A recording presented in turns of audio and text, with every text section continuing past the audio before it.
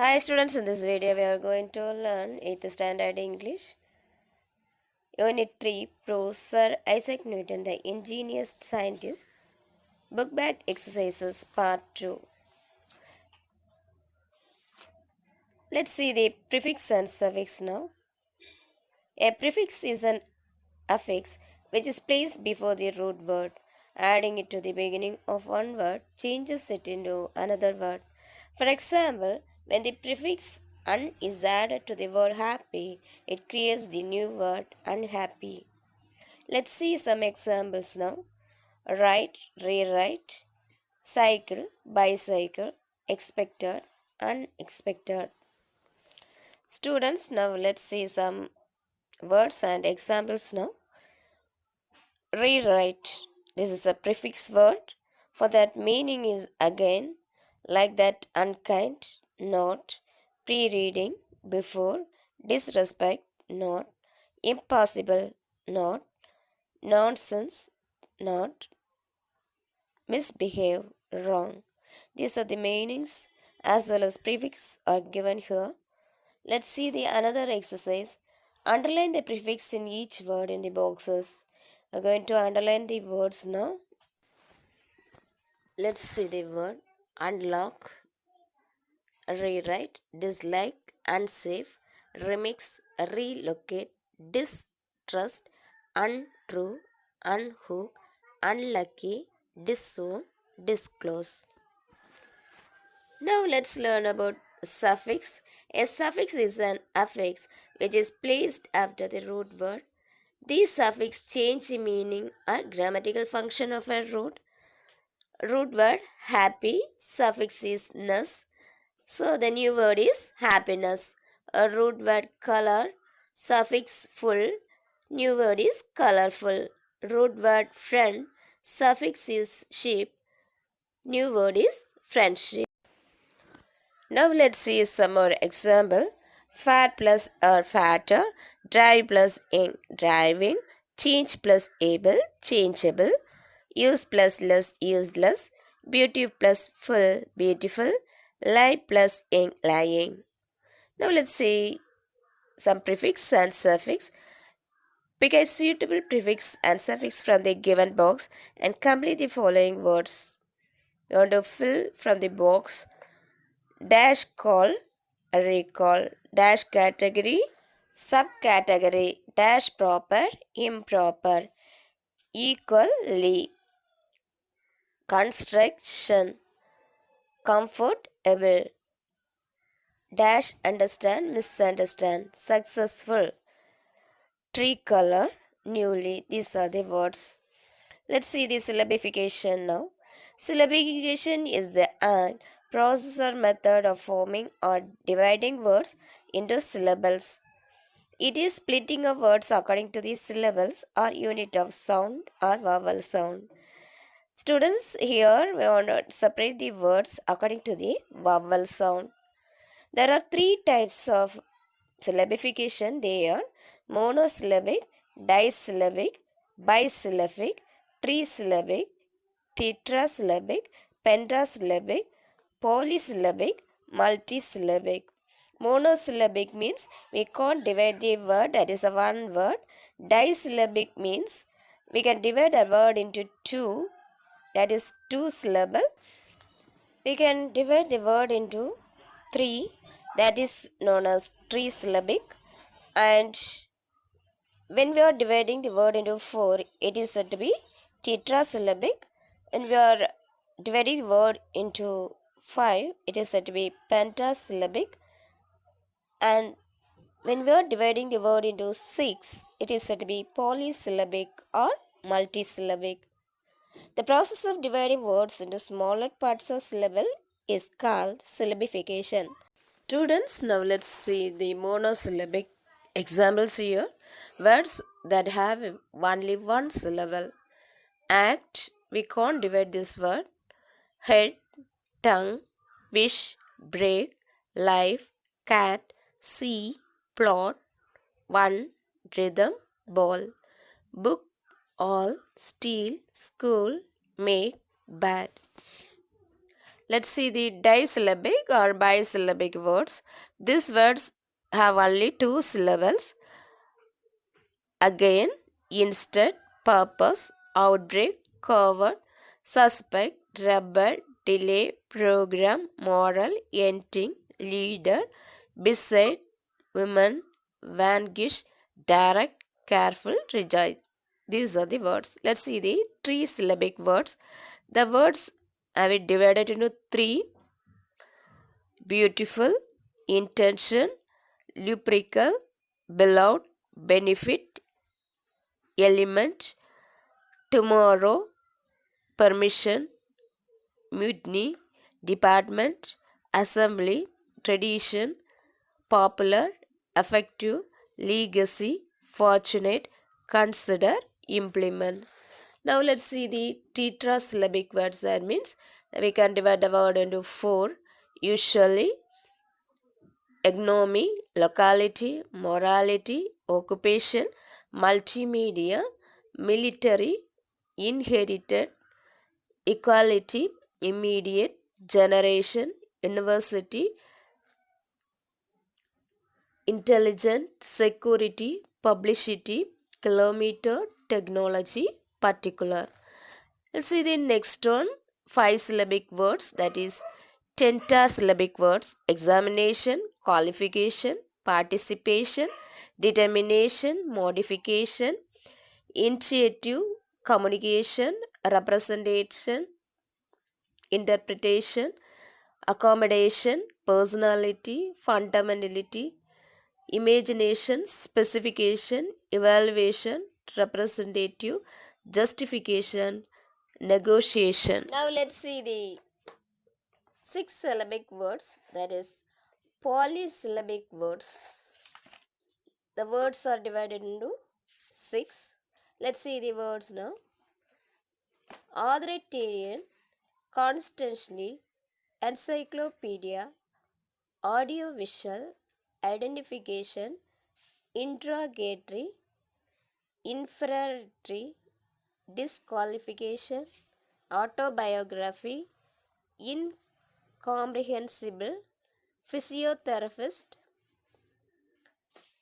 substitutionary, personalification, syllabification, humanitarian, heterogeneous, undeliverable, mispronunciation of the word, six syllabic word. Let's see some more example.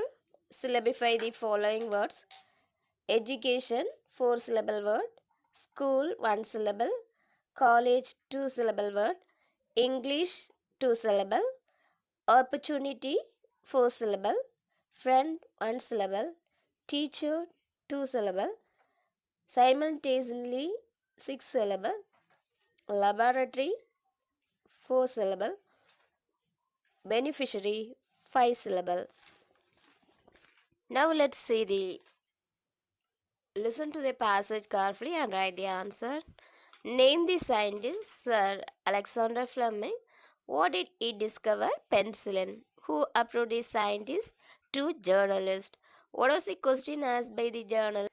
Take a few minutes and make hints of the picture. Arrange your thoughts using the points you write. Delivery a small speech focusing the issue picturized here. Give an interesting and informative speech. A speech should include the cause and the solution. Let's see the tips for effective speaking. Organize your points and ideas well. Don't memorize the speech. If you forget a point, it will make you nervous. Avoid the things that are of no value of interest to the audience. Before you speak, take a deep breath, smile, greet the audience. Don't be nervous about making a mistake. Interesting speech make your mistake nothing. In this picture, we see a number of chimneys emitting smoke. This building may be factories or mines. There are green lawns and few trees found in this picture. We also see a number of vehicles on the road. The smoke from the factories and vehicles create air pollution and noise pollution. There is a water source and dumping of garbage is found in the lower part of the picture. The garbage will make the water pollution. Water is already scarce in our towns. We must take serious remedial measures against air pollution, water pollution, and noise pollution to save our environment. We must promote eco friendly things in the young minds. A character sketch is defined as a brief written description of a character. Keep these things in mind while writing a character sketch. First, we want to introduce the person, then highlight his or her character as revealed in the story. Third one, take about what others say about the character. Fourth, write if the character appealed to you with reason. Support your views with evidence from text. Let's do one exercise now. Write a character sketch of any character from a fiction that has made an impact on you. First, give the introduction of the person. Jane Eyre, the heroine of the fiction Jane Eyre, written by Charles Bronte, is my favorite character. Now let's see the character. Jane, a poor orphan who lost both her parents at an early stage, suffered her at the house of her uncle, Mr. Reed. Mr. Reed died. He liked her very much, even when he died. He asked his wife to promise of taking care of her children after his death. Still, Mrs. Reed never liked Jane. Jane was treated cruelly by the children of Mrs. Reed. Once Mrs. Reed sent Jane to a charity school at Lowood. Then talk about what others say about the character.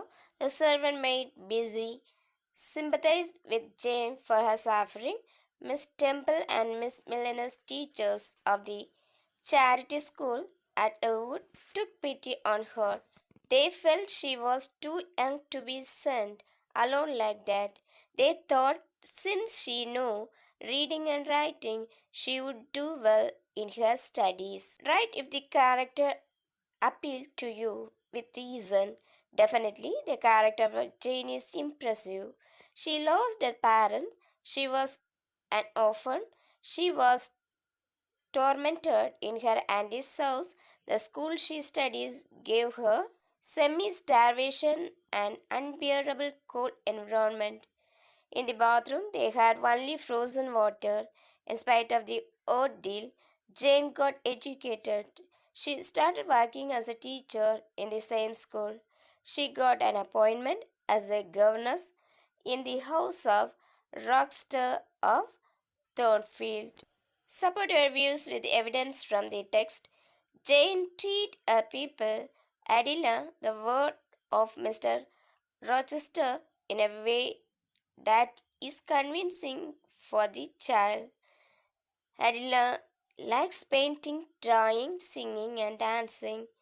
Jane appreciates her singing and dancing. Jane appreciates her skills and talents. Adela gets attracted to Jane.